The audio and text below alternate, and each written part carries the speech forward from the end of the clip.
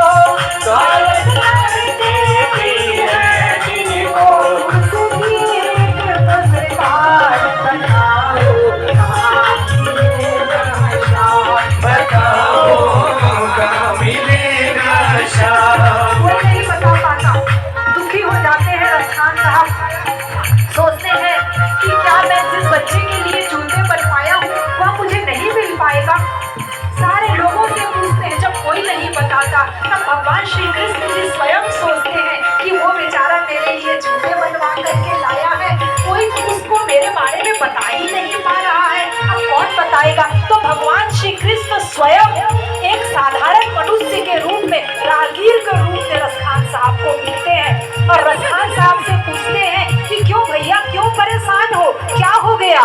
तो रसखान साहब कहते हैं कि देखो ना, बोले नन्हा सा बालक है, श्याम नाम है उसका, उसके घुंघराले बाल हैं, सांवली सी सूरत है, हाथ छोटे छोटे प्यारे से है, पैर भी छोटे प्यारे हैं, पैजनिया बांधा हुआ है, नंगे पांव घूमता है, मैं उसके लिए जूते बना करके लाया हूँ, यदि वो कहीं मिल जाए तो।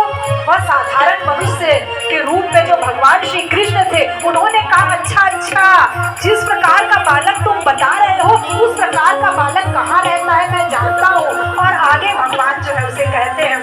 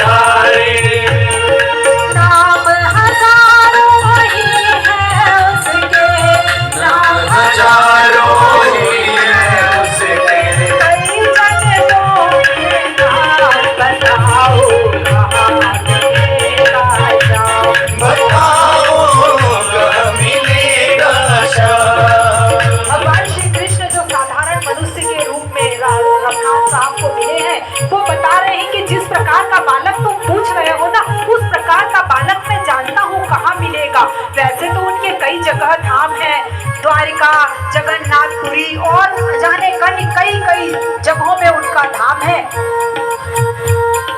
तो रसखान साहब ने कहा देखिए बहुत सारे जगहों में धाम है, वहां तो मैं जा नहीं सकता, पर कोई ऐसा एक जगह बता दो जहां मैं जाके उससे मिल लूं। तो उस व्यक्ति ने कहा कि देखो तुम वृंदावन जाओ, वृंदावन जाने की सलाह देते हैं और प्रभु जो है वो अंतर्ध्यान हो जाते हैं। रसखान साहब अत्यंत खुश हो जाते हैं, जैसे उन्हें मंजिल मिल गई हो, जैसे वो किसी को खोज रहे हो जिसे किसी ने नहीं बताया और किसी ने बता दिया। तो वो वृंदावन की ओर जो है वो प्रस्थान करते हैं। अब रसखान साहब वृंदावन पहुंचते हैं।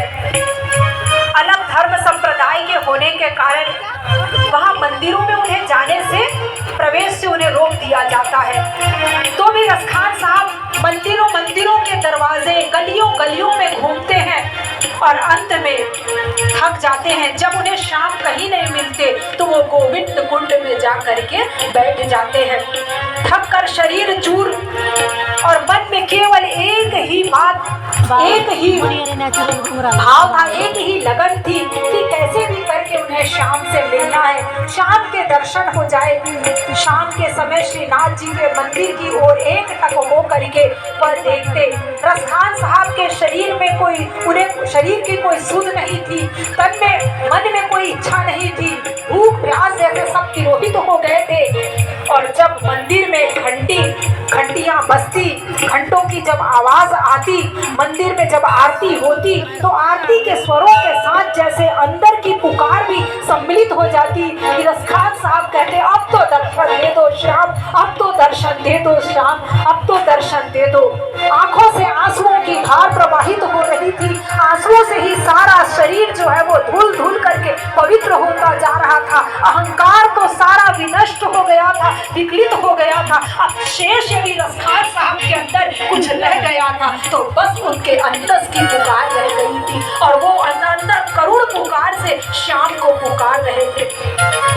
अब हमारे कन्हैया भी कहाँ रुकने वाले हैं। कोई भक्त पुकारे और कन्हैया चुपचाप बैठ जाए, ऐसा तो हो ही नहीं सकता।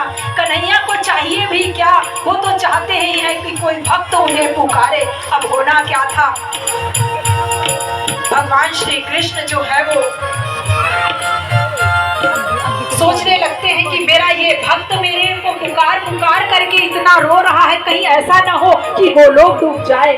उसकी पुकार गूंजने लगी तो कन्हैया अपना सिंहासन छोड़ करके दौड़ने लगे।